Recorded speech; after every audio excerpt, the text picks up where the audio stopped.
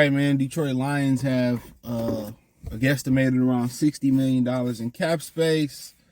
I think the projected cap is only supposed to go up $1 million. I could be wrong on that. I think I read that somewhere. But yeah, Detroit Lions also have zero dead money. So whatever they cap space is, it doesn't get deducted from the dead money. So, I mean, what Brad Holmes has been able to do since he has been in control from the general manager position is nothing short of phenomenal. All right, but you like Detroit Lions Talk playlist, thumbs up the video, share the video, subscribe to the channel. The subscribe button is the bell icon button. Hit all notifications, increase your chance to get notifications. We go live, drop video. It is nothing short of phenomenal. You think about it. He had a team in which Bob Quinn literally siphoned all the talent from the team. Got rid of Quadre Diggs, got rid of Darius Slay, had bad draft picks like Jelani Tavai. You had other picks too way before that, like Calvin Noy didn't work out in the system, but did well in the Patriots system. I mean, you can just say, the only gift that he really gave that was a significant gift that Bob Quinn left over was drafting Frank Ragnow. So that's one thing to look at as well too. So, Brad Holmes not only had to clean up the cap, he also had to clean up the roster. And we know what he done from the roster standpoint of view, the depth that he's built on his team.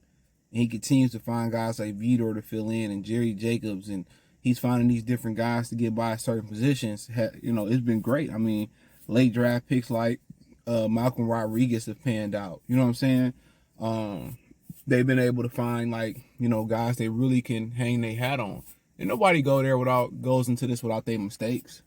But to sit here and say you got no dead money, no cap penalties against you, you could be rolling in as much as $60 million. It could turn into more than $60 million. They can make some deals, some trades, and will and deal. And he continues to say at the end of the season press conference that he won't be reckless. That was the message, that I think a lot of people didn't really catch. That was the message, that he won't be reckless. Yep, that's the message. Like, I'm not going to go out here and spend a bunch of money just because we got it. And that's one thing about, being a responsible adult is learning how to save your money and not spend it just because you got a hold, just because you got it. Learn how to, invest it and save it. That's what a lot of women have a problem with. That's what they call impulsive spending.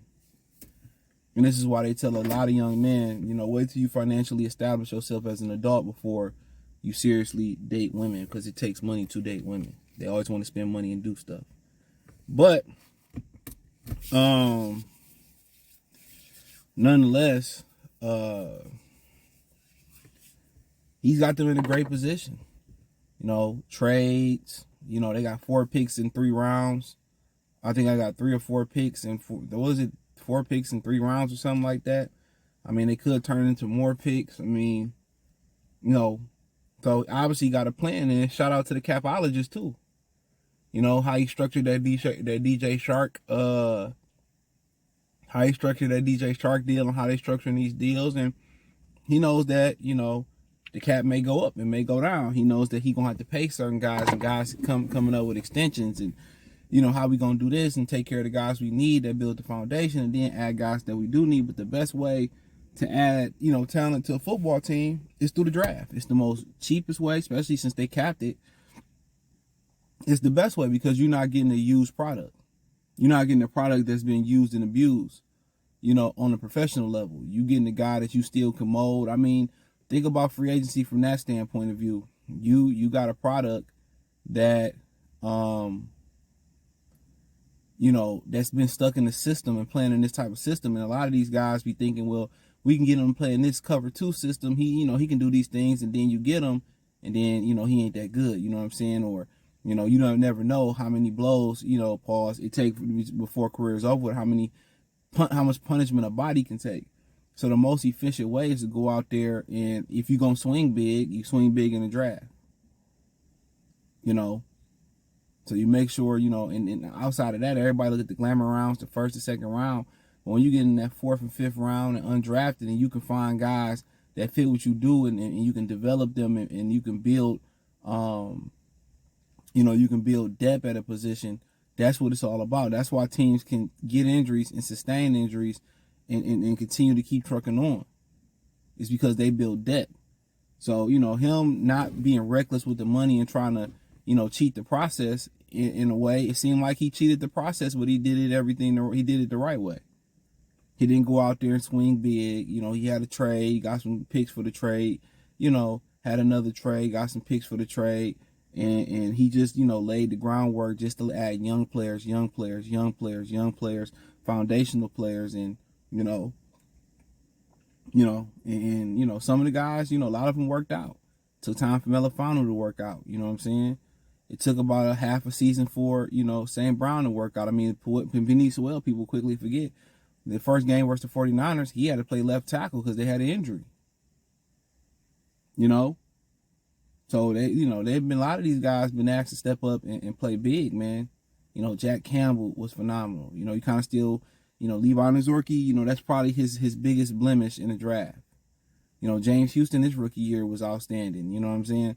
So, you know, Pascal, we kind of waiting. That second round is kind of looking a little bit shaky before this year. You know, Laporta and Brian Branch, they were phenomenal. So, at this point, you know, you can justify them adding a superstar, but why go fuck up the bag when you could just keep finding talent and building depth and just do strength in numbers? So, I just think it's impressive what him in the front office, the capologist, been able to do. And, you know, him being a talent scout and being able to come in and work and put a team around him that optimizes, you know, the salary cap. You know how many people don't understand the salary cap rules? And I guarantee you he's just not dependent on the capologist or dependent on the assistant GM. He's probably taking amongst himself to learn these things, to get enlightened on these things. And obviously he's going to go to the capologist, whoever he is, and probably like, you know, what's the penalty if we do this? Or what's this, that, and the third? How does that affect the cap? You know, and I think you can delegate certain things, but the king or the leader of an organization, front office, whatever it may be, he has to understand each person's job. And like I said, I've been on jobs where the manager don't know how to do none of the jobs, and when they come down to it, they get in trouble. They got to call you to come in and do the job. So, but hey, thumbs up the video, share the video, subscribe to the channel. Next subscribe button is the bell icon button. Hit all notifications, increase your chance, get notifications. We go live or drop video. Financially, you want to support the channel, Cash App, $CJ Good 313, Venmo CJ Good 313, PayPal link description. Hit the link tree.